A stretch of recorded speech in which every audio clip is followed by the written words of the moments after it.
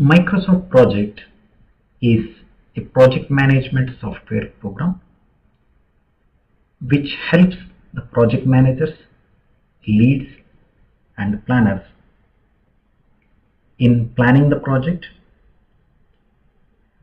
baselining the project, tracking the progress of the project and analyzing the variances and much more.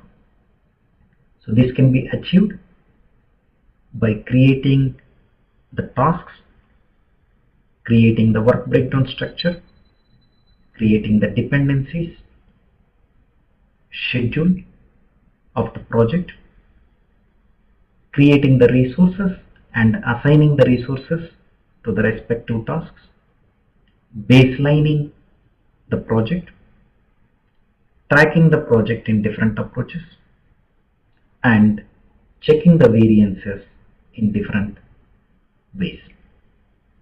So you can achieve a lot by understanding Microsoft Project and applying that knowledge in your day-to-day project activities.